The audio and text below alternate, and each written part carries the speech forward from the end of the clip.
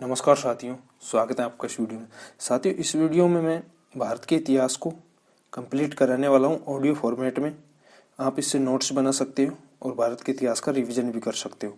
सबसे पहले बात करें, इतिहास को 3 भागों में बांटा गया है: प्राचीन भारतीय इतिहास, मध्यकालीन भारतीय इतिहास, आधुनिक भारतीय इतिहास। प्राचीन भारतीय इतिहास का समय 2350 ईसा पूर्व से 700 ईस्वी तक है और मध्यकालीन भारतीय इतिहास का समय 700 ईस्वी से 1707 ईस्वी तक है। आधुनिक भारतीय इतिहास का समय 1707 ईस्वी से 1947 तक है। अब बात करें आधुनिक भारतीय इतिहास। भारत में सर्वप्रथम पुर्तगाली ईस्ट इंडिया कंपनी आई थी। इनका उद्देश्य मसालों का व्यापार करना था और धर्म में परिवर्तन करवाना था। सन 1487 में बार्थोलोम्यू डियाज ने कैप ऑफ गुड ऑफ उत्तमासा अंतरिक्ष की खोज की। इसे तूफानों का द्वीप बताकर वापस लौट गया। यह द्वीप अफ्रीका महाद्वीप में है। सन 1492 में कोलंबस स्पेन निवासी ने अमेरिका की खोज की। कोलंबस के नाविकों ने अमेरिका के व्यक्तियों को रेड इंडियन कहा। अमेरिकी वेसोपूसी नामक व्यक्ति के नाम पर अमेरिका का नाम पड़ा। 17 मई व 20 मई 1498 को वास्को डी गामा सर्वप्रथम भारत आया। वास्को डी गामा केरल की कालीकट बंदरगाह के कप्पकड़ावू नामक स्थान पर पहुंचा। वास्को डी गामा का पथ प्रदर्शक या नाविक अब्दुल मानिक था। वास्को डी गामा का केरल में जमोरियन नामक व्यापारी ने स्वागत किया। वास्को डी गामा ने नए समुद्री मार्ग खोज की। वास्को डी गामा को 180 दिन 90 दिन आने के 90 दिन जाने के इस यात्रा में लगे थे। वास्को डी गामा ने 25,000 किलोमीटर की दूरी तय की थी। वास्को डी गामा के जहाज का नाम हेक्टियर या साओ गैब्रियल था। वास्को डी गामा ने जाते समय जमोरियन पर बम फेंके व अरब सागर में इस्लाम धर्म के लोग को काट मारकर वापस गया था। वास्को डी गामा ने 60 गुना लाभ इस मसाले से पुर्तगाल में प्राप्त किया। पुर्तगाली मसाले के बदले में भारतीयों को सोना देते थे। पुर्तगालियों के पास सोना खत्म होने पर उन्होंने अफ्रीका महाद्वीप के जंगलों को नष्ट कर दिया। अफ्रीका महाद्वीप के लोगों ने भूख के कारण पुर्तगालियों को आत्मसमर्पण कर दिया। पुर्तगालियों ने अफ्रीकियों को अमेरिका में सोने के बदले बेच दिया तथा सोने से भारत के साथ व्यापार किया। सन 1500 ईस्वी में पेड्रो अल्वेज कैब्राल 13 जहाजों के साथ भारत व्यापार करने आया। कंपास की खोज हेनरी ने की। सन 1502 में वास्को डी गामा फिर से भारत आया। पुर्तगालियों ने अपनी अस्थायी फैक्ट्री सर्वप्रथम सन 1503 में केरल के कोची में स्थापित की। सन 1505 में डी अल्मीडा पुर्तगालियों का पहला गवर्नर बनकर आया, जो 1509 तक रहा। डी अल्मीडा को इस्लामियों द्वारा अरब सागर में रोके जाने पर डी अल्मीडा ने नीले पानी की नीति की शुरुआत की। नीले पानी की नीति का अर्थ है शांति से व्यापार करना। डी अल्मीडा ने अरब सागर में अपनी नेवी को स्ट्रॉन्ग कर लिया, शक्तिशाली कर लिया था। सन 1508 में चोल का प्रथम युद्ध हुआ। डी अल्मीडा व त्रिगुट के मध्य हुआ था, जिसमें डी अल्मीडा का पुत्र मारा गया। त्रिगुट में अरब की नेवी, मिस्र की नेवी, गुजरात की नेवी, जिसमें गुजरात की नेवी का नेतृत्व महमूद बेगड़ा ने किया, जो सबसे शक्तिशाली शासक था। सन 1508 में चोल का द्वितीय युद्ध हुआ, जिसमें डी अल्मीडा ने त्रिगुट को हरा दिया था। डी अल्मीडा या पुर्तगालियों ने अपनी लूट का केंद्र हुगली नदी को बनाया था। डी अल्मीडा ने समुद्र में 3 कर लगाए थे: कार्टज, काफिला और आर्मेडा। कलकत्ता हुगली नदी के किनारे बसा हुआ है। सन 1509 से 1515 तक पुर्तगालियों का दूसरा गवर्नर अल्बुकर्क बनकर भारत आया था। अल्बुकर्क ने सन 1510 में यूसुफ आदिल शाह से गोवा छीन लिया था। यूसुफ आदिल शाह बीजापुर का शासक था। बीजापुर गोवा के अंतर्गत आता था। पुर्तगाली शक्ति का भारत में वास्तविक शासक अल्बुकर्क था। गोवा के छोटे से साम्राज्य का शासक कृष्णदेव राय था। अल्बुकर्क ने कृष्णदेव राय से कुछ भूमि देने को कहा, परंतु कृष्णदेव राय ने मना कर दिया। कृष्णदेव राय को अरबी घोड़े पसंद थे। गोवा 1961 में ऑपरेशन विजय के तहत आजाद हुआ था, 19 दिसंबर 1961 को। अल्बुकर्क दक्षिण भारत का शक्तिशाली शासक था। पुर्तगाली ईस्ट इंडिया कंपनी भारत में सबसे पहले आई थी और सबसे बाद में गई थी। पुर्तगाली ईस्ट इंडिया कंपनी ने गोवा पर 1961 तक शासन किया। अल्बुकर्क ने सर्वप्रथम भारत में धर्म में हस्तक्षेप किया। अल्बुकर्क ने सती प्रथा को रोकने का प्रयास किया था।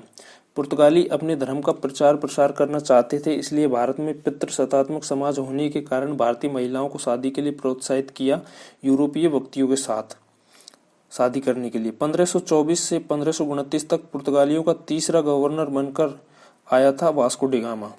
सन 1529 से 1538 तक पुर्तगाली नीनो डी गुना आया था भारत। नीनो डी गोना ने अपनी राजधानी केरल से गोवा स्थापित की थी। सन 1661 में अंग्रेज रानी कैथरीन व चार्ल्स द्वितीय के विवाह में पुर्तगालियों ने मुंबई दहेज में दे दी थी। इम्पोर्टेंट पॉइंट्स: भारत में पहली प्रिंटिंग प्रेस गोवा में पुर्तगालियों ने लगाई थी। सर्वप्रथम आलू की खेती, लाल मिर्च, तंबाकू की खेती पुर्तगालियों ने की थी। जहाज की फैक्ट्री पुर्तगालियों द्वारा भारत में लगाई गई थी। वास्को डिगामा का मकबरा केरल में है। अल्बुकर्क का मकबरा गोवा में है। गोथिक कला यानी भवन निर्माण की शैली पुर्तगालियों की देन है। भारत में पुर्तगालियों के पतन के कारण डचों का भारत में आगमन और धर्म में परिवर्तन न होने के कारण डच ईस्ट इंडिया कंपनी का भारत में आगमन। पुर्तगाल की राजधानी लिस्बन थी। पुर्तगाली मसालों को नीदरलैंड या हॉलैंड के लोगों से बिकवाते थे। डच नीदरलैंड या हॉलैंड के थे। डचों को मुनाफा हुआ मसालों से और मुनाफे से उत्साहित होकर भारत आए थे। डचों को अरब सागर में पुर्तगालियों की नेवी ने रोका, इस कारण डच इंडोनेशिया चले गए। इंडोनेशिया में कपड़ों की अधिक आवश्यकता थी। पुर्तगालियों ने पश्चिमी घाट से व्यापार करते थे, अर्थात पुर्तगालियों का व्यापार का केंद्र पश्चिमी घाट था। इसलिए डचों ने अपनी पहली फैक्ट्री आंध्र प्रदेश मसूलीपट्टनम में लगाई थी 1605 में। भारत से कपड़ों का व्यापार भी होता था।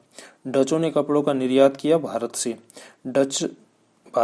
डचों ने भारत से कपड़े का निर्यात करके इंडोनेशिया में 2 गुने लाभ पर बेचा। फिर भारत से मसाले खरीदकर अपने देश में व्यापार करने का काम किया। कॉर्नेलिस हाउटमैन ने नीदरलैंड की संसद से अन्य देशों के साथ व्यापार करने के लिए बिल पास करवाया था। डच ईस्ट इंडिया कंपनी छोटी छोटी कंपनियों से मिलकर बनी थी, इसलिए इसे संयुक्त उपक्रम कहा जाता है। डच ईस्ट इंडिया कंपनी की यूरोप में स्थापना 1602 में हुई थी और डच ईस्ट इंडिया कंपनी की स्थापना भारत में 1605 में हुई थी और पहली फैक्ट्री भी 1605 में लगी थी। डचों ने 1610 में पुलिकट तमिलनाडु में दूसरी फैक्ट्री लगाई थी। 1653 में चिंसोरा बंगाल में तीसरी फैक्ट्री लगाई। 1658 में बालासोर में चौथी फैक्ट्री लगाई। डचों ने भारत में सूती कपड़ों के केंद्र सदरसपट्टनम ड्रासपट्टनम तमिलनाडु को बनाया था। महत्वपूर्ण युद्ध: 1759 वेदरा या वेदारा का युद्ध डच और अंग्रेजों के बीच में हुआ। डचों का नेतृत्व मीर जाफर ने किया। अंग्रेजों का नेतृत्व रॉबर्ट क्लाइव ने किया, जिसमें अंग्रेजों की जीत हुई। वेदरा के युद्ध के बाद डच इंडोनेशिया चले गए थे, क्योंकि भारत में ज़्यादा मसाला होता था परंतु इंडोनेशिया में अच्छा मसाला होता था। भारत में पहला डच यात्री 1596 में कॉर्नेविस हस्तमान आया था। डचों ने कोची केरल में फोर्ट विलियम किले की स्थापना की थी। डचों ने भारत में पैगोडा सिक्का चलाया था। ब्रिटिश ईस्ट इंडिया कंपनी का भारत आगमन। ब्रिटिश ईस्ट इंडिया कंपनी की स्थापना ब्रिटेन में 217 लोगों से मिलकर रानी एलिजाबेथ के शासनकाल में हुई थी। ब्रिटिश ईस्ट इंडिया कंपनी की यूरोप में स्थापना के समय भारत में अकबर शासन कर रहा था। ब्रिटिश ईस्ट इंडिया कंपनी की स्थापना भारत में 1608 में जहांगीर के शासनकाल में हुई थी। 1612 में स्वाली का युद्ध पुर्तगाली व अंग्रेजों के बीच हुआ और अंग्रेज जीत गए।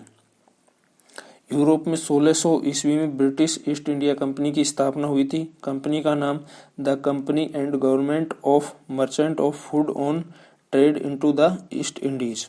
1608 ईस्वी में एलवर्थ नामक व्यक्ति ने भारत के सूरत, गुजरात में अस्थायी कंपनी की स्थापना की। भारत में पहली अंग्रेजों की स्थायी कंपनी सूरत में 1613 में लगाई गई। 1611 ईस्वी में दूसरी अस्थायी फैक्ट्री मसूलीपट्टनम आंध्र प्रदेश में लगाई थी। 1633 में बालासोर उड़ीसा में कंपनी अंग्रेजों ने लगाई। 1639 ईस्वी में मद्रास में फैक्ट्री लगाई, जिसका नाम फोर्ट ऑफ सेंट जॉर्ज था। 1651 ईस्वी में अंग्रेजों ने बंगाल कोलकाता के कासिम बाजार में फैक्ट्री लगाई। जॉब चौरनक ने 3 गांवों सुल्तानती, कोलकाता, गोविंदपुर को मिलाकर कलकत्ता की स्थापना की। कलकत्ता में अंग्रेजों ने फोर्ट विलियम किला बनवाया था। बाबर के समय कोई भी भारत नहीं आया था। हुमायूं के समय रॉल्फ फिंच भारत आया था। रॉल्फ फिंच ने Levant company British East India company से पहले स्थापित भारत में की थी। अकबर के समय जॉन मिडेनहॉल जमीनी रास्ते से आने वाला पहला यूरोपीय यात्री था। जहांगीर के समय 1608 में विलियम हॉकिंस भारत आया और जहांगीर से आगरा में मिला। विलियम हॉकिंस के द्वारा उर्दू फारसी में बात करने पर जहांगीर ने इसे इंग्लिश खान की उपाधि दी और 400 का मनसबदार बना दिया। विलियम हॉकिंस के जहाज का नाम हेक्टर था। 1612 में सवाली के युद्ध में अंग्रेजों ने पुर्तगालियों को हरा दिया। 1615 में सर टॉमस रो भारत आया और जहांगीर को ब्रिटिश गिफ्ट में एक घड़ी अजमेर में दी थी। सर टॉमस रो ने जहांगीर को प्रिंटिंग भी गिफ्ट की। पेड्रो अल्वेज कैब्राल ने ब्राजील की खोज की थी तथा 13 बड़े जहाजों में रेड ड्रैगन नामक जहाज भी था।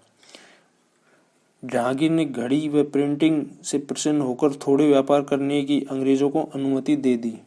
शाहजहां के समय 1632 में विलियम बकटन आया और उसने शाहजहां की बेटी जहान आरा का इलाज किया और व्यापार की अनुमति ली, जो गोलकुंडा में किया। अंग्रेजों द्वारा मक्का मदीना जाते इस्लामियों को मार काटने के बाद औरंगजेब ने अंग्रेजों से माफी मंगवाने के बाद अंग्रेजों पर जजिया कर लगाया था। चाइल्ड अंग्रेजी अफसर को हराया था। फर्रुखसियार ने अंग्रेजों को बंगाल में स्वतंत्र रूप से व्यापार का अधिकार दे दिया। यह अधिकार मैग्ना कार्टा कहलाया। 1664 व 1670 में वीर शिवाजी ने अंग्रेजों की फैक्ट्री को 2 बार लूटा। डेनिश ईस्ट इंडिया कंपनी का भारत में आगमन। डेनिश डेनमार्क के निवासी थे। डेनिश ईस्ट इंडिया कंपनी की 1616 में यूरोप में स्थापना हुई। भारत में 1620 में हुई थी। भारत में पहली फैक्ट्री 1620 में तंजूर तमिलनाडु में लगाई थी। भारत के अंदर डेनिश ईस्ट इंडिया कंपनी ने अपनी सारी संपत्ति ब्रिटिश ईस्ट इंडिया कंपनी को बेच दी थी। फ्रांसिस कंपनी का भारत आगमन। फ्रांसिस फ्रांस के निवासी थे। फ्रांसीसी कंपनी पहली कंपनी थी जो अपनी सरकारी अनुमति के साथ भारत आई थी। लुई 14वां व उसके मंत्री के सहयोग से 1664 में यूरोप में फ्रांसीसी कंपनी की स्थापना हुई थी। यूरोप में स्थापना के समय भारत का शासक औरंगजेब था। भारत में पहली फैक्ट्री 1668 में फ्रांस ने लगाई थी।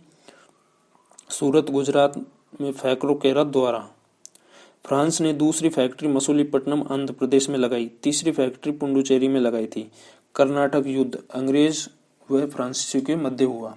कर्नाटक का पहला युद्ध 1746 से 1748 तक हुआ। कर्नाटक के युद्ध का मुख्य कारण ऑस्ट्रिया पर शासन को लेकर था। यह युद्ध एक्सला-साफल की संधि के साथ समाप्त हुआ। एक्सला-साफल स्थान है जो यूरोप में है। युद्ध के परिणाम अंग्रेजों ने फ्रांस के जहाज पर कब्जा कर लिया तथा फ्रांसीसियों ने मद्रास पर कब्जा कर लिया। सर थॉमे का युद्ध 1748। युद्ध का मुख्य कारण फ्रांसीसियों द्वारा मद्रास पर कब्जा करना। सर थॉमे का युद्ध अनवरुद्दीन के सेनापति महफूज खान व डुप्ले के सेनापति पैराडाइज के मध्य हुआ था। महफूज खान की सेना 10,000 थी तथा पैराडाइज की सेना 1000 थी। इस युद्ध में पैराडाइज विजयी हुआ था। कर्नाटक का दूसरा युद्ध 1749 से 1754 ईस्वी। इस युद्ध का मुख्य कारण अनवरुद्दीन व चंदा साहब के बीच नवाब पद को लेकर लड़ाई। इस युद्ध में चंदा साहब का साथ डुप्ले फ्रांसीसी ने दिया तथा अनवरुद्दीन का साथ क्लाइव ब्रिटिश ने दिया था। इस युद्ध में डुप्ले ने अंग्रेजों को बुरी तरह हराया, जिससे अंग्रेज ब्रिटेन न जाकर फ्रांस जाकर वहां की सरकार से डुप्ले को वापस बुलाने की अनुमति ली। फ्रांसीसी सरकार ने डुप्ले को वापस बुलाकर गोहू को गवर्नर बनाकर भारत भेजा।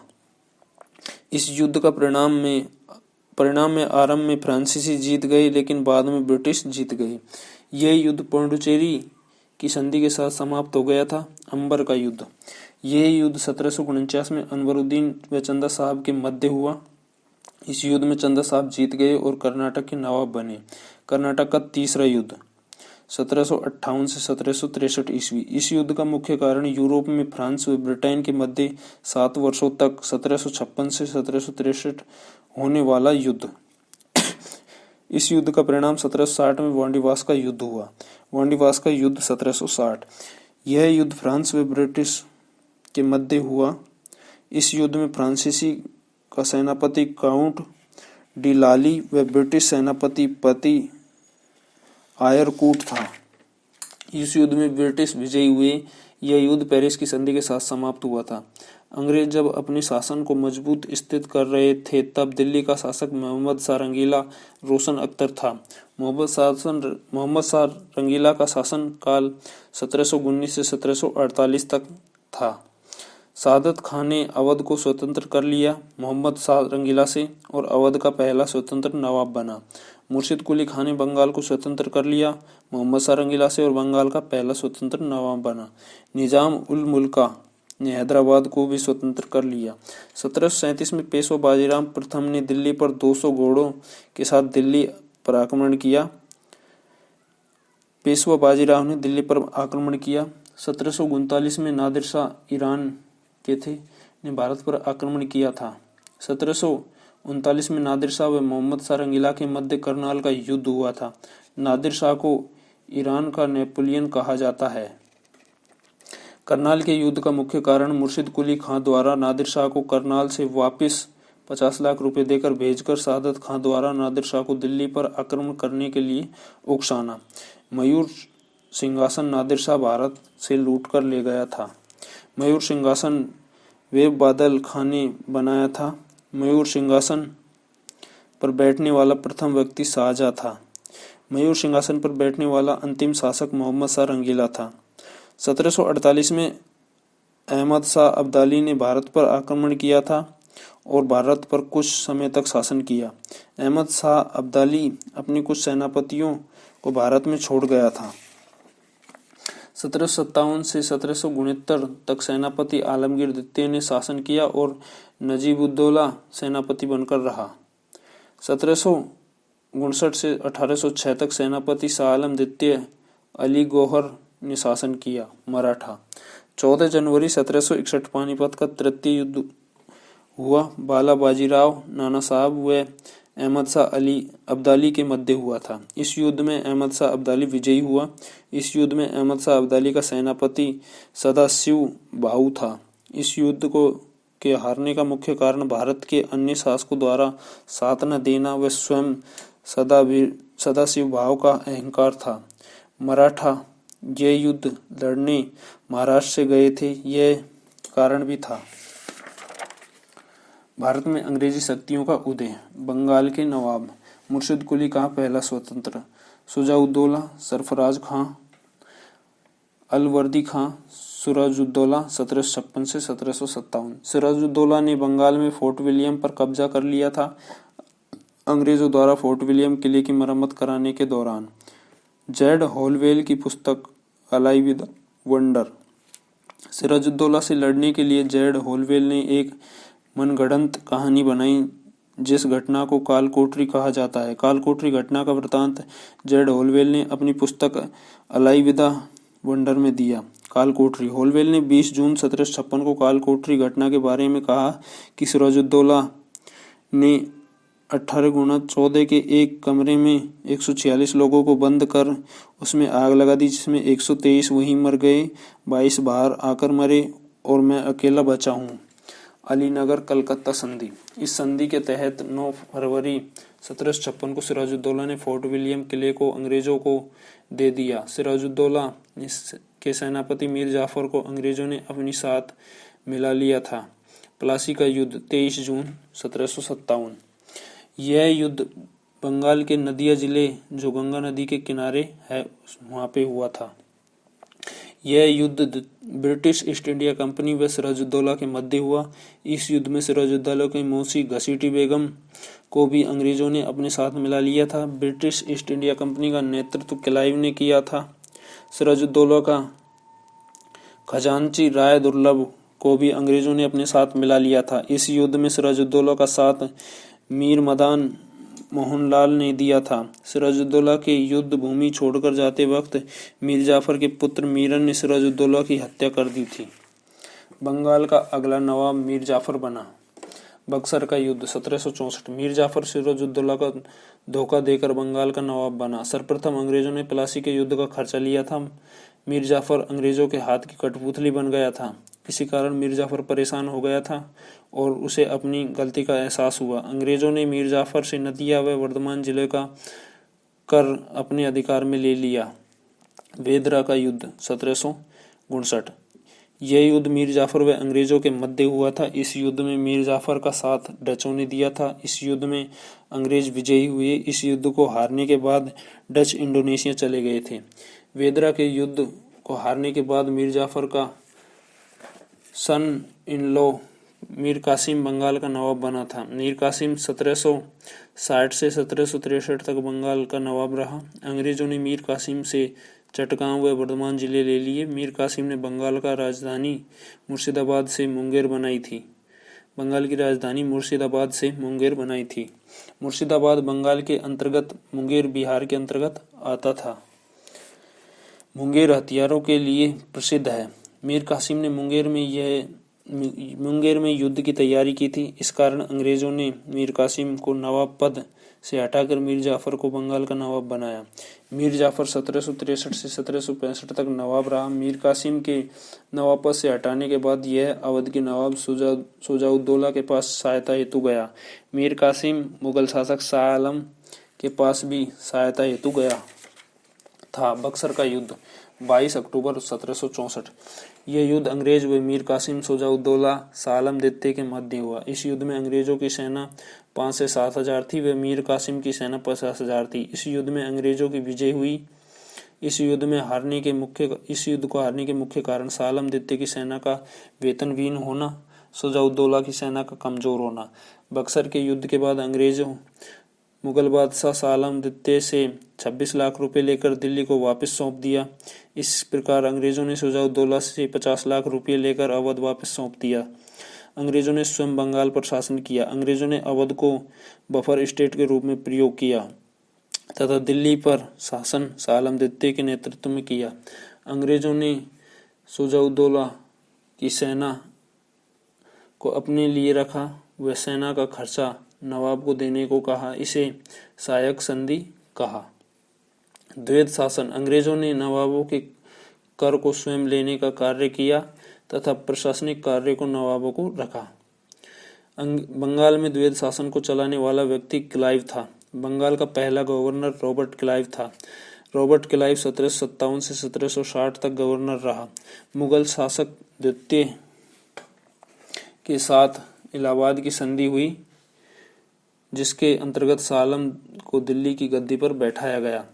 रॉबर्ट क्लाइव बंगाल व बिहार के क्षेत्र में क्रम से मोहम्मद रजा खां व राजा सिताब राय उपदीवान नियुक्त किए।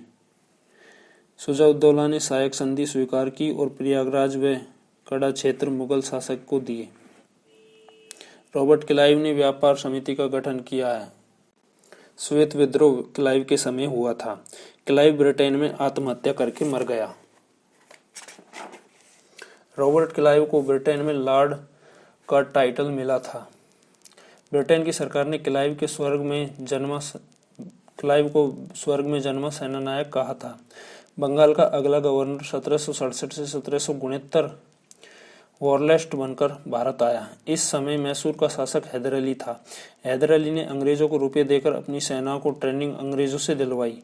प्रथम आंग्ल मैसूर युद्ध 1767 से 1769 अंग्रेज व मैसूर के शासक हैदर अली के मध्य हुआ। अंग्रेजों का नेतृत्व वॉरलेस्ट ने किया। इस युद्ध में अंग्रेज हार गए थे। यह युद्ध मद्रास की संधि के साथ समाप्त हुआ। बंगाल का अगला गवर्नर कार्टियर बनकर आया, जो 1769 से 1772 तक रहा। इसके समय बंगाल क्षेत्र में अकाल पड़ा था। वॉरेन हेस्टिंग 1772 से 1785 बंगाल का गवर्नर बनकर आया। वॉरेन हेस्टिंग सबसे भ्रष्ट व्यक्ति था। वॉरेन हेस्टिंग के समय बंगाल का नवाब मुबारकउद्दौला था तथा यह अंतिम नवाब था। वॉरेन हेस्टिंग ने भारत आते ही मुबारकउद्दौला से रुपयों की मांग की, तो मुबारकउद्दौला ने बंगाल की विधवा व किन्नर महिलाओं से लगभग 1 करोड़ रुपये वॉरेन हेस्टिंग को दिए। अंग्रेजों ने भारतीयों से कहा कि आप प्रशासन हम करेंगे, पर कायदे व कानून के साथ करेंगे। सन 1773 में भारत रेगुलेटिंग एक्ट आया। रेगुलेटिंग एक्ट के तहत 1774 में भारत में सुप्रीम कोर्ट की स्थापना कलकत्ता में की गई। सुप्रीम कोर्ट की स्थापना होने के बाद बंगाल का व्यापारी नंद कुमार ने पहली बार सबसे भ्रष्ट व्यक्ति वॉरेन हेस्टिंग के खिलाफ मुकदमा दर्ज कराया व इसे वॉरेन ने झूठे केस में फांसी पर लटकवा दिया। सुप्रीम कोर्ट के पहले मुख्य न्यायाधीश एलिजा इम्फे थे। 1773 के रेगुलेटिंग एक्ट के तहत गवर्नर के पद को बदलकर गवर्नर जनरल कर दिया गया। नंद कुमार के केस व मुबारकउद्दौला से लिए गए पैसों को नजर रखते हुए वॉरेन हेस्टिंग को गवर्नर जनरल बनाया। बंगाल का पहला गवर्नर रॉबर्ट क्लाइव, बंगाल का अंतिम गवर्नर वॉरेन हेस्टिंग, बंगाल का पहला governor general Warren Hasting. Warren Hasting ने बंगाल में द्वैध शासन को समाप्त कर दिया। वॉरेन हेस्टिंग ने भगवत गीता की प्रस्तावना इंग्लिश में लिखी थी। वॉरेन हेस्टिंग के समय भगवत गीता को हिंदी में अनुवाद चार्ल्स विल्किंस ने किया था। बंगाल में एशियाटिक सोसाइटी की स्थापना विलियम जोन्स ने की थी। अभिज्ञान शकुंतलम किताब का अनुवाद विलियम जोन्स ने किया था। 1781 में कोलकाता के अंदर मदरसा की स्थापना हुई थी, जो भारतीय संस्कृति में बदलाव के लिए की गई। वॉरेन हेस्टिंग ने फौजदारी व दीवानी न्यायालयों की स्थापना की थी। 1772 से 1780 में सन्यासी विद्रोह हुआ, जिसका उल्लेख आनंद मठ में मिलता है। 1776 में फकीर विद्रोह हुआ, जिसका नेतृत्व मुजनुम शाह चिराग अली ने किया। बंगाल का अगला गवर्नर लॉर्ड कॉर्नवालिस बनकर आया था, जो 1786 से 1793 तक रहा। सन 1776 में ब्रिटेन से अमेरिका स्वतंत्र हुआ था, जिसमें अमेरिका को स्वतंत्र कराने के लिए फ्रांस ने सहयोग किया। भारत में सबसे पहले पुलिस व्यवस्था को लाने वाला व्यक्ति लॉर्ड कॉर्नवालिस था, इसलिए इसे भारत में सिविल सेवा का पिता कहा जाता है। सर्वप्रथम कॉर्नवालिस ने भारत में ICS पदों की नियुक्ति की। ICS परीक्षा का आरंभ डलहौजी ने करवाया था। लॉर्ड कॉर्नवालिस ने 1973 में सिविल सेवा की शुरुआत की थी। इस समय दक्षिण भारत में टीपू सुल्तान सन ऑफ हैदर अली अपनी शक्ति को मजबूत कर रहा था तथा फ्रांस में नेपोलियन बोनापार्ट शक्ति मजबूत कर रहा था। टीपू सुल्तान ने नेपोलियन बोनापार्ट को अंग्रेजों को भारत से भगाने के लिए निमंत्रण भेजा। अंग्रेजों ने महाराष्ट्र के मराठा व हैदराबाद के निजामों को अपने साथ मिलाकर एक गठबंधन बनाया। अंग्रेज, मराठा व निजामों ने मिलकर मैसूर पर आक्रमण किया था। लॉर्ड कॉर्नवालिस ने बंगाल, बिहार व उड़ीसा में स्थायी बंदोबस्त प्रणाली की शुरुआत की थी, जो इस्तेमारी व जमींदारी व्यवस्था थी। 1893 में की थी। स्थायी बंदोबस्त प्रणाली इस्तेमारी व जमींदारी, इसके तहत जो भारत के जमींदार छोटे किसानों से कर लेकर उसका 1/11 हिस्सा स्वयं के पास तथा 10/11 हिस्सा अंग्रेजों को देंगे।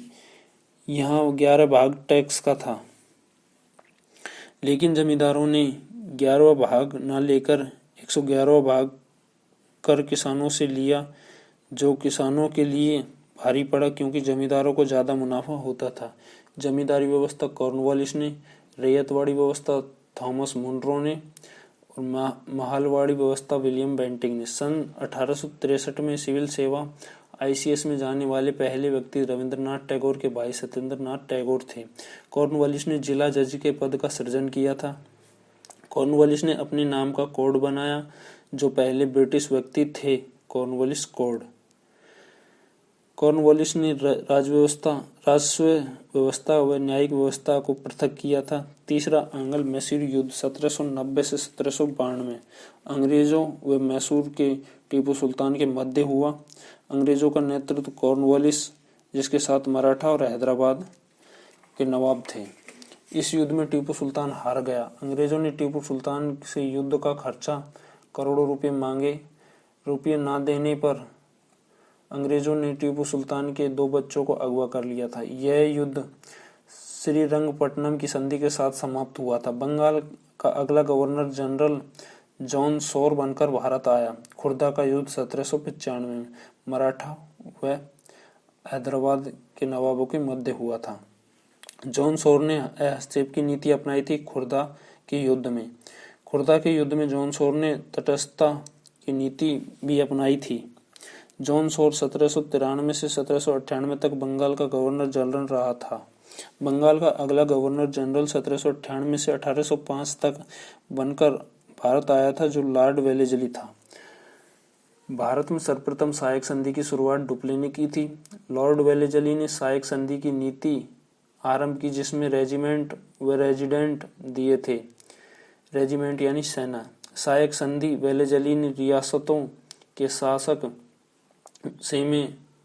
बंगाल के आसपास में आपको सेना दूंगा और सेना का वेतन भी दूंगा तथा सेना का नेतृत्व के लिए एक व्यक्ति रखूंगा जो रेजिडेंट कहलाएगा, राजा आप ही रहेंगे। इस प्रकार वेलेज़ली ने सेना द्वारा सभी रियासतों को मिलाकर एक बड़े साम्राज्य का निर्माण किया। लॉर्ड वेलेज़ली 1798 से 1805, इसने सहायक संधि की शुरुआत की। हैदराबाद रियासत ने सबसे पहले सहायक संधि स्वीकार की थी 1798 में। 1799 में मैसूर ने के टीपू सुल्तान ने सहायक संधि स्वीकार की थी। 1801 में अवध ने की थी स्वीकार। 1802 में पेशवा ने की थी। पेशवा महाराष्ट्र यूपी में आ गए थे महाराष्ट्र से। 1805 में जोधपुर जयपुर कोटा ने की थी। 1799 में मैसूर का चौथा युद्ध हुआ था। 1799 में यह युद्ध मैसूर के टीपू सुल्तान व अंग्रेज गवर्नर जनरल लॉर्ड वेलेज़ली के मध्य हुआ था। इस युद्ध में टीपू सुल्तान वीरगति को प्राप्त हुआ। सर्वप्रथम सहायक संधि डुप्ले ने शुरू की थी, लेकिन ये संपूर्ण भारत में सुसज्जित तरीके से नहीं थी। 1802 में बेसिन की संधि जो बाजीराव व वेलेज़ली के मध्य हुई थी। 1803 से 1804 दूसरा आंग्ल मराठा युद्ध हुआ जो वेलेज़ली के समय हुआ था। वेलेज़ली ने स्वयं को बंगाल का शेर कहा था। 1799 में वेलेज़ली द्वारा प्रेस एक्ट लाया गया। 1800 में फोर्ट विलियम के किले को वेलेज़ली ने कॉलेज में बदला और यहाँ पर ICS की ट्रेनिंग होने लगी। लॉर्ड वारलो 1805 से 1809। 1806 में वेल्लोर विद्रोह हुआ जो सैनिकों ने किया, जो सर्वप्रथम सैनिक विद्रोह हुआ। लॉर्ड मिंटो 1809 से 1813। 1809 में अमृतसर की संधि हुई जो रणजीत सिंह सिख शासक व अंग्रेजों के मध्य हुई। इस संधि में सतलज नदी को बॉर्डर निश्चित किया। नदी के पार रणजीत सिंह व नीचे अंग्रेज शासन करेंगे। लॉर्ड हेस्टिंग 1813 से 1823। 1817 से 1818 में तीसरा मराठा युद्ध हुआ। इसमें हेस्टिंग ने मराठाओं को हरा दिया था। इस युद्ध में अंग्रेजों ने मराठाओं में फूट डाली और अलग अलग क्षेत्र में शासन करने को कहा। क्षेत्र बरार में भोसले,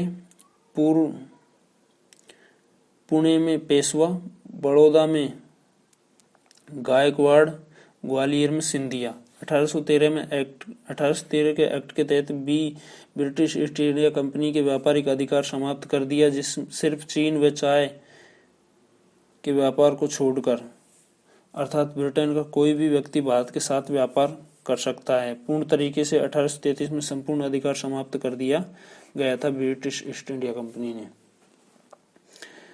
लॉर्ड हेस्टिंग ने पिंडारियों का दमन किया क्योंकि पिंडारी मराठाओं का साथ देते। 1814 से 1816 में नेपाल युद्ध हुआ जो संगोली की संधि के साथ समाप्त हुआ। यह युद्ध अंग्रेज व गोरखाओं के मध्य हुआ था।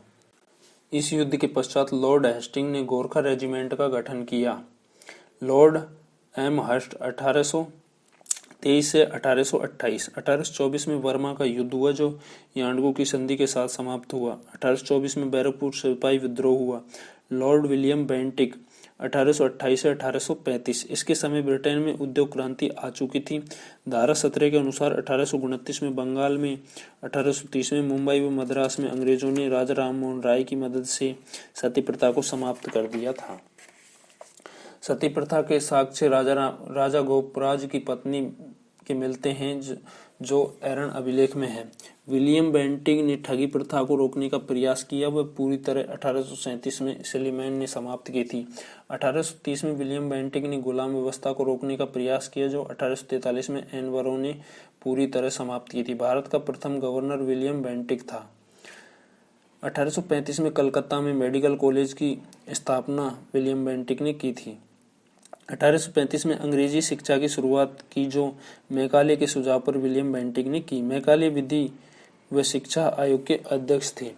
मैटकॉफ 1835 से 1836 में 36 तक। मैटकॉफ को प्रेस का मुक्तिदाता कहा जाता है। इसने एक वर्ष के अंतर्गत प्रेस से नियंत्रण हटवाया था।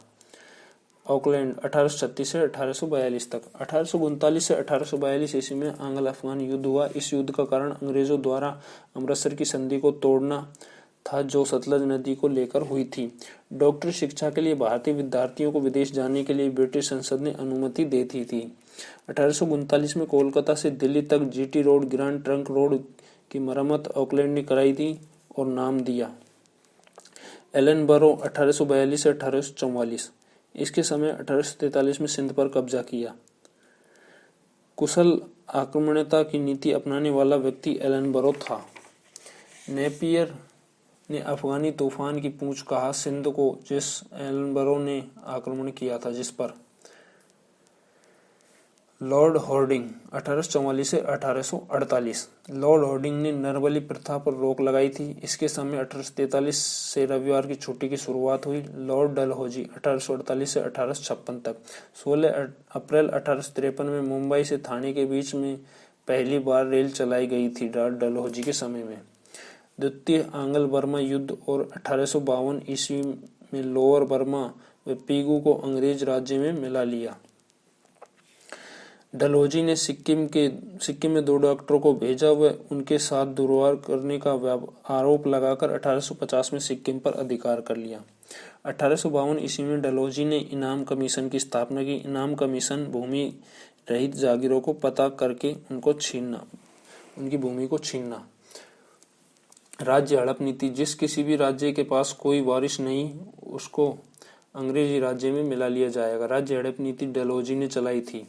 राज्य हड़प नीति सतारा 1848 में सबसे पहले, जैतपुर बुंदेलखंड, संबलपुर उड़ीसा 1849, बागाट हिमाचल प्रदेश 1850, उदयपुर एमपी 1852, झांसी 1853, नागपुर 1854। राज्य हड़प नीति व्यक्तिगत सिद्धांत। डलहौजी ने गोद प्रथा को समाप्त कर दिया था। अवध क्षेत्र राज्य हड़प नीति के अंतर्गत नहीं था क्योंकि अवध के नवाब की संतान थी और अवध के नवाब पर कुशासन का आरोप लगाकर ब्रिटिश साम्राज्य में मिला लिया था। अवध का नवाब वाजिद अली शाह था। 18वीं शताब्दी मुगल काल में अवध राज्य का संस्थापक सादत खां था। डलहौजी ने 1856 में तोपखाने के मुख्यालय कोलकाता से मेरठ स्थानांतरित किया और सेना का मुख्यालय शिमला में स्थापित किया। शिक्षा संबंधी में डलहौजी ने 1854 में वुड डिस्पैच को लागू किया था। वुड डिस्पैच के अंतर्गत तीनों प्रेसिडेंसी कलकत्ता, मद्रास व मुंबई में एक विश्वविद्यालय स्थापित किए गए तथा प्रत्येक प्रदेश के अंतर्गत एक शिक्षा निदेशक नियुक्त किया गया। इसके समय 16 अप्रैल 1853 में मुंबई से थाने के बीच 34 किलोमीटर प्रथम रेल चलाई गई। डलहौजी को भारत में रेलवे का जनक माना जाता है। डलहौजी ने भारत में डाक व्यवस्था की शुरुआत की। अंग्रेजों द्वारा रेल चलाने का मुख्य उद्देश्य व्यापार को सशक्त सुलभ करने के लिए था। सबसे ज्यादा रेलवे लाइन करजन के समय में बिछाई गई थी। 1854 में डलहौजी ने नया पोस्ट ऑफिस एक्ट पारित किया जिससे भारत में पहली डाक टिकट का प्रचलन प्रारंभ हुआ। डलहौजी ने पृथक रूप से भारत में पहली बार सार्वजनिक निर्माण विभाग पीडब्ल्यूडी की स्थापना की। डलहौजी ने 1854 में एक स्वतंत्र विभाग के रूप में लोक विभाग की स्थापना की। 1853 में डलहौजी कलकत्ता से आगरा के बीच में पहली बार बिजली से संचालित तार सेवा डाक की शुरुआत की और शिमला को प्रिंट्स राजधानी बनाया गया। 1853 में चार्टर एक्ट द्वारा कंपनी के संचालक मंडल से कंपनी के प्रशासनिक अधिकारियों की नियुक्ति का अधिकार वापस ले लिया गया और 1853 से ही अधिकारियों की नियुक्ति के लिए प्रतियोगी परीक्षा की व्यवस्था की गई। प्रतियोगी परीक्षा के लिए उम्र 18 से 23 वर्ष रखी गई। डलहौजी ने नरबली को रोकने का प्रयास किया। सिविल सेवा का जनक कॉर्नवालिस व डलहौजी को माना जाता है। प्रश्न में दोनों हो तो सही उत्तर कॉर्नवालिस होगा। सत्येंद्रनाथ टैगोर रविंद्रनाथ टैगोर के भाई पहले भारतीय थे जिसने 1863 में लंदन में हुई सिविल सेवा की परीक्षा में सफलता प्राप्त की थी। 1922 में इलाहाबाद व लंदन दोनों में साथ साथ सिविल सेवा की परीक्षा का आयोजन किया जाने लगा। सिविल सेवा में परीक्षा का जनक डलहौजी था। 1857 की क्रांति। 1857 युद्ध के कारण, राजनीतिक कारण, धार्मिक कारण, आर्थिक कारण, सैनिक कारण। राजनीतिक कारण, बहादुर शाह जफर सेकंड अंतिम मुगल बादशाह की बादशाह उपाधि खत्म कर देना, बहादुर शाह के पेंशन को समाप्त कर देना, अवध पर कुशासन का आरोप लगाकर अवध की नवाबी समाप्त करना। सबसे ज्यादा सैनिक 1857 क्रांति में अवध से भाग लिया था सैनिकों ने। सामाजिक कारण सती प्रथा 1829, विधवा पुनर्विवाह। आर्थिक कारण सैनिकों नौकरों को अंग्रेजी सेना की तुलना में कम वेतन देना। डाक विधेयक, भारतीय सैनिकों को घर पर डाक भेजने पर कर लगाना। सैनिक कारण, यह सैनिक विद्रोह 1857 की क्रांति का मुख्य कारण था। बैरकपुर में 34वीं एनआई बटालियन में मंगल पांडे कार्यरत थे। कारतूस ब्राउन वेस राइफल को एनफील्ड में परिवर्तित करना 1856 में। एनफील्ड राइफल में गाय व सुअर की चर्बी होना। 29 मार्च 1857 की मंगल पांडे ने कैप्टन बाग व ह्यूसन की हत्या कर दी थी। 6 अप्रैल को कोर्ट मार्शल किया व 8 अप्रैल 1857 को मंगल पांडे को फांसी दे दी गई थी। भारतीयों ने 31 मई को मिशन का आयोजन करने की तारीख निर्धारित की थी, जिसमें घर घर जाकर रोटी व कमल का फूल प्रत्येक व्यक्ति को देंगे। इससे पहले मंगल पांडे मारे गए। मेरठ के अंदर भारतीय सैनिकों से महिलाओं द्वारा मंगल पांडे के बारे में टिप्पणी करके प्रेरित उत्तेजित करना। मेरठ में 20वीं एनआई बटालियन के अंदर धन सिंह गुर्जर द्वारा 10 मई 1857 को एक सैनिक टुकड़ी लेकर 11 व 12 मई दिल्ली पहुंचे। धन सिंह गुर्जर ने बहादुर शाह जफर सेकंड से सहायता मांगी और बहादुर शाह का सेनापति बख्त खान ने नेतृत्व किया। बहादुर शाह का मकबरा रंगून में है। दिल्ली के विद्रोह में निल्सन हडसन ने अंग्रेजों का नेतृत्व किया। बहादुर शाह एक शायर था जिसने रंगून की जेल की दीवारों पर शायरियां लिखी थी। बहादुर शाह जफर की बेगम जीनत महल थी। बहादुर शाह जफर को बंदी बनाकर रंगून की जेल में भेज दिया। वहीं पर बहादुर शाह जफर की मृत्यु हो गई। रानी लक्ष्मीबाई को महल परी कहा जाता है। बेगम हजरत को महक परी, बेगम ऑफ हजरत कहा जाता है। दिल्ली से बहादुर शाह जफर सेनापति बख्त खान ने विरोध किया। इसका दमन हडसन व निकोलसन अंग्रेज ने किया। लखनऊ से बेगम हजरत ने विद्रोह किया, जो युद्ध के बाद नेपाल चली गई। इसका दमन कैम्पबेल ने किया। 5 जून 1857 में कानपुर से नाना साहब ने विद्रोह किया, जिसका दमन हैवलॉक ने किया। नाना साहब का पूरा नाम पेशवा नाना साहब व वास्तविक नाम दोदुपंत था। ग्वालियर से तात्या टोपे ने विद्रोह किया। तात्या टोपे का वास्तविक नाम रामचंद्र पांडुरंग था। मानसिंह के विश्वासघात के कारण तात्या टोपे को पकड़कर फांसी दे दी गई। बिहार में बाबू कुंवर सिंह ने विद्रोह किया। वह विद्रोह विलियम टेलर ने दबाया। बाबू कुंवर सिंह बिहार के जगदीशपुर के आरा नामक स्थान के जमींदार थे। इन्होंने अपने हाथ में गोली लगने के कारण हाथ को काटकर गंगा नदी में विसर्जित कर दिया था। इलाहाबाद से लियाकत अली ने विद्रोह किया। इसका दमन जनरल नील ने किया। बरेली से खान बहादुर खान ने विद्रोह किया। इसका दमन कैम्पबेल ने किया। झांसी 5 जून 1857 को झांसी से रानी लक्ष्मीबाई ने विद्रोह किया। इसको हीरोज ने दबाया था। झांसी राज्य हड़प नीति के अंतर्गत आता था और रानी लक्ष्मीबाई ने एक लड़का गोद लिया। गोद प्रथा अंग्रेजों ने बंद कर दी थी। रानी लक्ष्मीबाई का वास्तविक नाम मणिकर्णिका मनु था, जो गंगाधर राव की पत्नी थी, जिसने राज्य हड़प नीति का विरोध किया। रानी लक्ष्मीबाई को एमपी के सिंधिया परिवार ने अंग्रेजों का साथ देकर ग्वालियर में मरवा दिया था। गवर्नर जनरल लॉर्ड कैनिंग ने कहा कि सिंधिया परिवार हमारा साथ नहीं देता तो हम रानी लक्ष्मीबाई की वजह से अगली सुबह भारत छोड़कर चले जाते। रानी लक्ष्मीबाई की समाधि ग्वालियर में है। हीरोज ने कहा कि रानी लक्ष्मीबाई एक ऐसी महिला थी जो मुझसे मर्दों की तरह लड़ी। 1857 क्रांति को मिर्जा गालिब ने गाकर सुनाया। 1857 की क्रांति के सरकारी इतिहासकार SN सेन थे। 1857 की क्रांति का प्रतीक रोटी चपाती थी। 17 जून को रानी लक्ष्मीबाई की मृत्यु हुई थी। 17 जून 1857। गोरखपुर से राजधरनी क्रांति की। असम से मनीराम ने क्रांति की। मथुरा से देवी सिंह ने क्रांति की थी। 1857 की क्रांति में अहमदुल्ला पर अंग्रेजों ने 50,000 रुपये का इनाम रखा। अहमदुल्ला पर 1857 की क्रांति के असफलता के कारण संगठन का अभाव, निजी व उद्देश्य का अलग होना, नेतृत्व का अभाव, राष्ट्रीयता का अभाव, बिना योजना की क्रांति, शिक्षित वर्ग की उदासीनता क्रांति के परिणाम। Bharat British East India company का शासन समाप्त कर दिया और ब्रिटिश क्राउन का शासन आरंभ हुआ। 1 नवंबर 1857 को कैनिंग ने इलाहाबाद में मिंटो पार्क में घोषणा पत्र पढ़ा, जिसमें लिखा था कि भारत में गवर्नर जनरल की जगह वायसराय होगा। भारत का प्रथम वायसराय लॉर्ड कैनिंग व अंतिम गवर्नर जनरल कैनिंग था।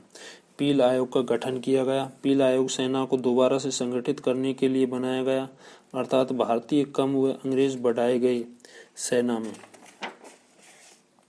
वायसराय लॉर्ड कैनिंग 1858 से 1862।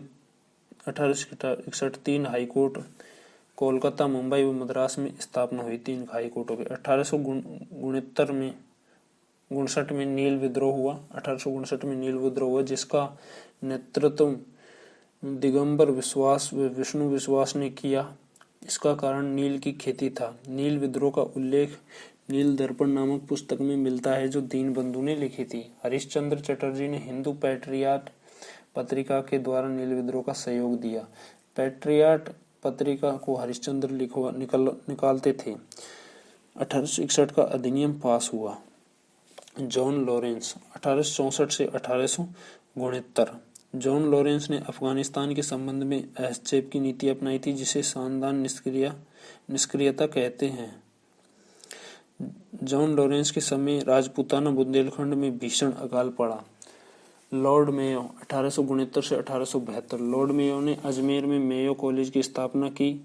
1870 में पंजाब में कूका विद्रोह हुआ, जिसका नेतृत्व बालक सिंह ने किया था।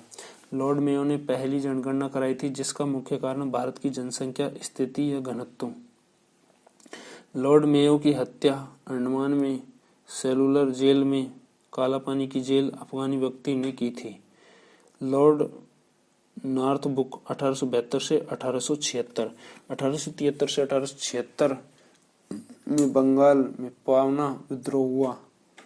लॉर्ड नॉर्थब्रुक के समय में भारतीयों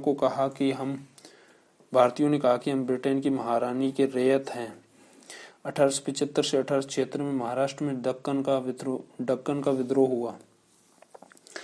लॉर्ड लिटन 1876 से 1880। इसके समय राजपूताना व बुंदेलखंड में भीषण अकाल पड़ा। 1877 में 1876 के राज उपाधि अधिनियम के तहत महारानी विक्टोरिया भारत आई।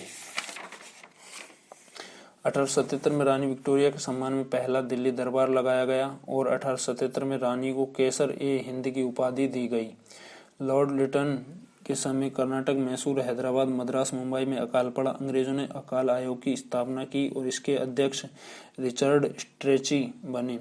1878 में अधिनियम 9 द्वारा वर्नाकुलर प्रेस एक्ट पारित हुआ, जिसमें हिंदी समाचार पत्र बंद किए गए। इसके कारण अमृत बाजार पत्रिका ने रात ही रात अपनी भाषा बदल दी, अंग्रेजी में बदल दी थी। 1878 में अधिनियम 11 के अनुसार हथियार अधिनियम पास हुआ, जिसमें भारतीय व्यक्तियों के पास हथियार रखना बंद कर दिया। ICS परीक्षा की उम्र 21 से 29 वर्ष कर दी गई थी। लॉर्ड रिपन 1880 से 1884। लॉर्ड रिपन को सज्जन रिपन कहते हैं।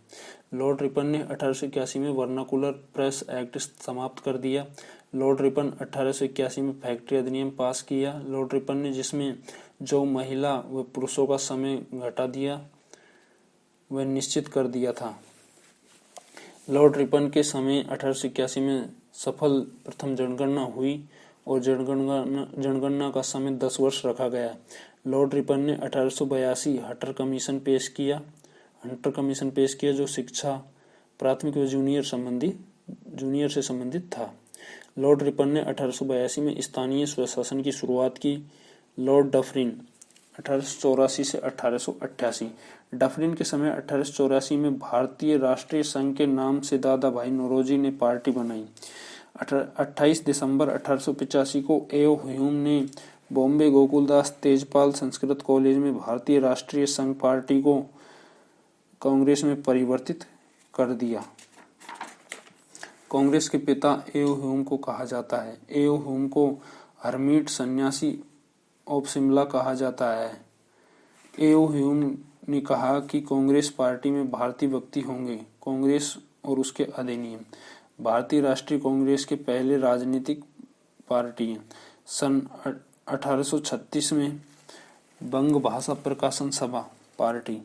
1838 में जमींदार एसोसिएशन, संस्थापक द्वारकानाथ टैगोर। 1851 में ब्रिटिश इंडियन एसोसिएशन, राधाकांत देव। 1852 में मुंबई एसोसिएशन, संस्थापक दादाभाई नौरोजी। 1865 में लंदन इंडिया एसोसिएशन, संस्थापक दादाभाई नौरोजी। 1866 में ईस्ट इंडिया यूनियन, संस्थापक दादाभाई नौरोजी, ब्रिटेन। 1870 में पूना सार्वजनिक सभा, एमजी रानाडे, संस्थापक। 1875 में इंडिया लीग, शिशिर कुमार घोष, संस्थापक। 1875 में कोलकाता छात्र एसोसिएशन, सुरेंद्र नाथ बनर्जी एवं आनंद मोहन घोष, संस्थापक।